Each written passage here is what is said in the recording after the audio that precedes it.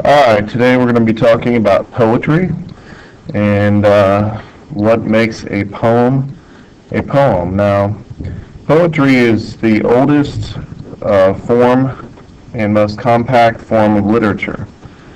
By oldest, basically, if we look back at ancient civilizations, about the only record we have of what they believed in, what was valuable to them, or anything like that, is based on their poetry. Now, when we look at those cultures, we're able to see what they valued, exactly what they were all about, and we look at those poems as being valuable historical documents. Now, by most compact, what I mean is when we write poems, we look at the poem, and it's very small, and everything in poetry is meant to have meaning and contribute to the meaning of that poem. All right? Now, the first thing we're going to talk about today is form, right? Now, what is form? Well, form simply means the way the poem is laid out on the page. So when we look at a poem and the way it's laid out on the page, that's called its form. Now, for example, if a poem is laid out in the shape of what it's talking about, that would be the form of that particular poem. So, for example, if your third grade teacher took you to the Cincinnati Zoo and she told you, hey, you know what, you should write a poem about your favorite animal, and then you write it in the shape of that animal. And then you go to the zoo and you see, hey, look, there's a giraffe. I should write about that giraffe. And so you write out a poem, long neck, reaching up, munching on hay, full of spots. I love you, Mr. Giraffe. And then you would take your little poem and write it out in the shape of the giraffe and paint it yellow and put big old brown spots on it, whatever. That is the form of that poem. Now, when we look at forms, there are a couple things that factor into it. First of all, we have lines, which may or may not be sentences. That's how you can tell if you're reading a poem correctly. Because if you stop at the end of every sentence, that's not really how to do poems. You want to stop at the end of the punctuation. So you're looking for periods, you're looking for commas, and those sorts of things. So lines may or may not be sentences.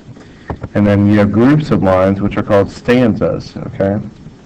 Now the main stanzas I want you to know about are called couplets, which are 2-line stanzas, and a quatrain, which is a 4-line stanza. Now what we're going to do right now is we're going to look at a poem. This is a poem. It's a sonnet.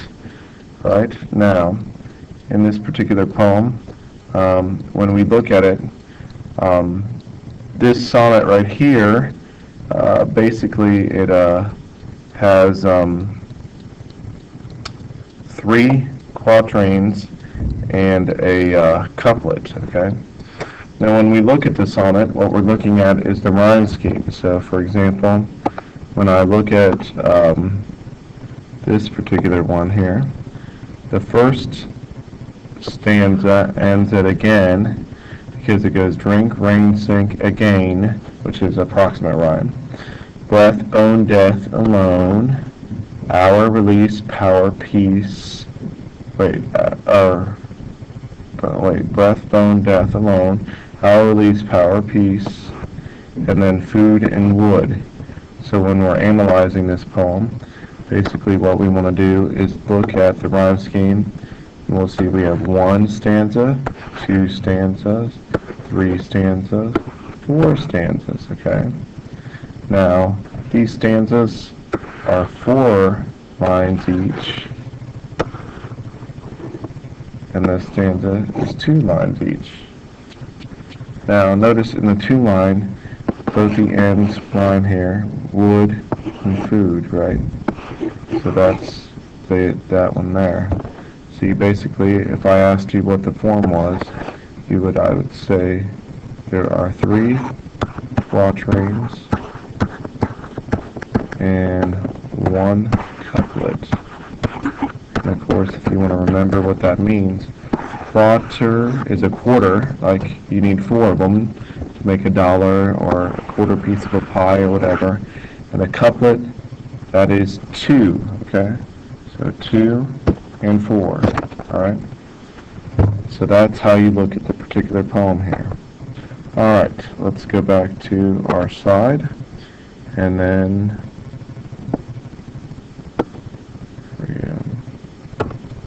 so that's what form is. All right.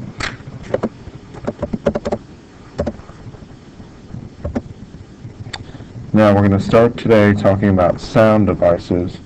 What are sound devices? Well, sound devices are used in poems to create certain sound effects, okay? For example, we have something called rhyme. Rhyme means the likeness of sounds at the ends of words. And basically what we're used to hearing is something called end rhyme, which is it's the rhyme at the end of the line, okay? So when we look at end rhyme, we're right at the end of the line, and we look for words that rhyme and establish a rhyme scheme, all right? Now, what is a rhyme scheme? Well, basically what we do is we assign a letter starting with A to the end of each rhyming line to see if it has rhyme to it. So, for example, let's go back to our poem here, all right? Now, basically, what I'm going to do is try to clean some of this stuff off. All right, here we go. That's good enough. We look at our first letter here, which is drink. We automatically start off with the letter A. Then we look at the word rain, and that doesn't rhyme with drink, so we have to change to a letter B. And then sink doesn't rhyme with rain, but it does rhyme with drink, so we go back to letter A. And then again rhymes with rain, so that's A, B, A, B.